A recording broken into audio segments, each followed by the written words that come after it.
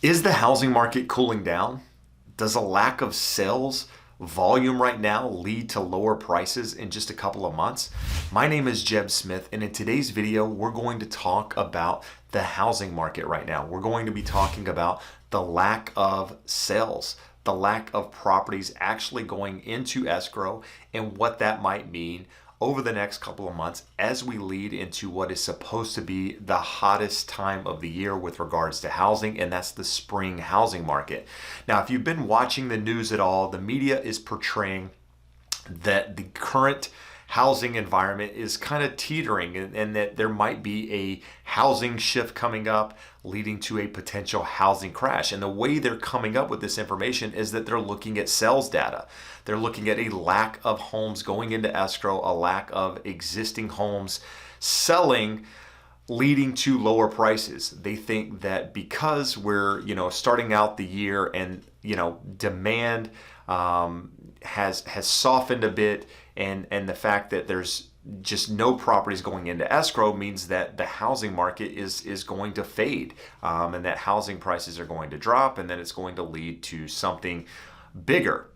But the reality is that's not really what's happening here. So I want to take a little bit of time and explain the trends of the housing market, and especially what we're going through right now, because I think it's helpful for anybody out there that's considering buying a home this year or considering selling a home this year, that you understand the ebb and flow of what a normal market looks like and how that might be a little bit different this year due to everything that we have going on with regards to the pandemic and so forth. So in a normal market, you come into the year with low inventory because you just went through the holiday season, which is typically a time of year when people don't put their homes on the market because they're celebrating the holidays, they're traveling, or what have you. And so there's just a lack of inventory on the market as you end the year. Typically, the last couple of days of the year is the lowest inventory of the year, and this year was no different. But as you start to turn into January, you start to see more homes come on the market.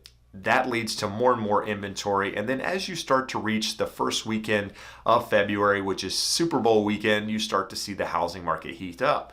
And it heats up all the way into our spring housing market, right? Which is March, April, May. Those are typically the three hottest months of the year with regards to homes going into escrow.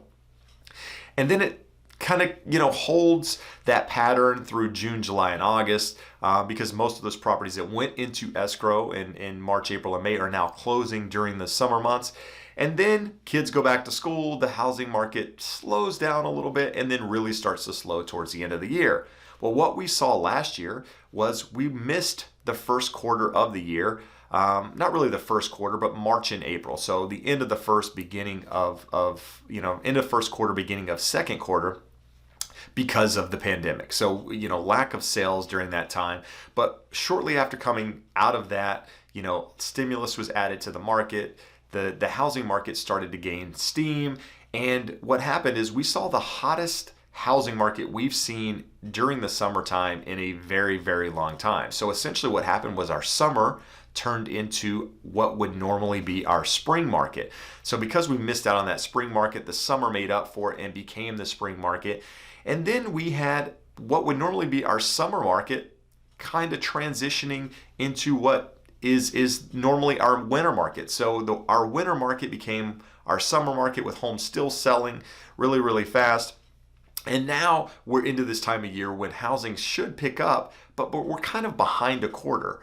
So what is normally our holiday season when things really slow down, they didn't slow down as much this past year, but what we're now seeing is the effects of that holiday season. So what I'm seeing now is that we're kind of in what would normally be our fourth quarter of the year. It's moved off a quarter because we lost that quarter last in 2020 due to the pandemic. So we're kind of off cycle a little bit. But what I expect to happen is as we transition into probably March, I think inventory is going to stall a little bit coming to the market right now, just because of the number of people out there that have the virus going on, and the lack of being able to get the vaccination out in a mass way. enough people aren't getting vaccinated for the market to really gain some steam and move on. But I think over the next couple of weeks to months, you're going to see more and more of that as more companies come out with vaccinations and they get approved. You're just going to have more opportunities to get it, which I think is going to give people, more clarity as to what the future holds. And you're going to likely get some additional stimulus, right? There's a very good chance that Biden issues another stimulus package on top of the 600 package, which is going to put more money into the economy. But we are talking about the lack of sales, right? That's what we talked about. Well, here's the deal. It's really, really hard for a buyer to buy a house that's not on the market, right? So if I'm a buyer and I'm out looking and I don't see any homes to buy, I can't buy them. And so that leads to a lack of sales. But that doesn't necessarily mean prices are going to drop because there's no homes on the market. I'm still a buyer. I'm still ready to buy, along with a lot of other people out there. And so what happens is, as a home comes on the market, chances are, if I'm a buyer and other buyers in that price point like that home, we're all going to bid on that property. Chances are it's going to have multiple offers and it's going to go for over the asking price. So a lack of sales during this time of year doesn't mean that nobody's interested in the market. It just means that there's no property out there to buy, which is creating this false market, if you will, of that nobody wants to buy because the numbers are low. It's exactly the opposite. There's a lot of people that want to purchase homes. Interest rates are really, really low, at all-time lows. Pretty close. And so there's a lot of people that want to purchase homes. They're just not seeing the homes that they want to purchase.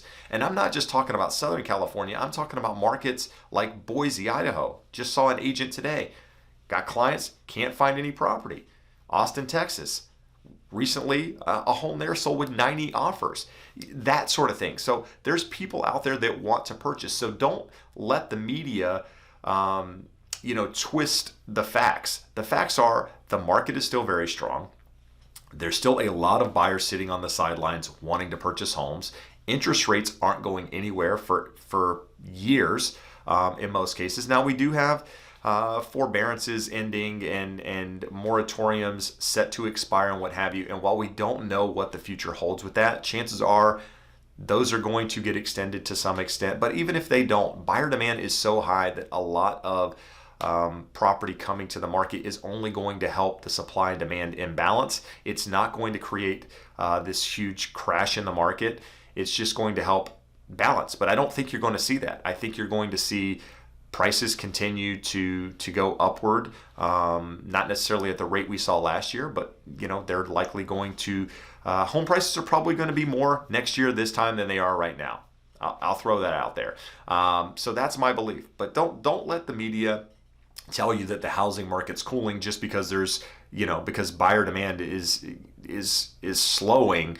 It's only slowing because there's nothing to buy out there. So that's my thought on the housing market. I think we're just a little off in the cycle just because we lost a month last year or 2 months last year due to the pandemic. But I think as things get situated, I think the spring housing market is going to be one like we normally experience with property selling very, very quickly for over asking price, likely with multiple offers in a lot of markets out there. So if you're a buyer, make sure you have your ducks in a row. Make sure you're fully pre-approved, working with a professional.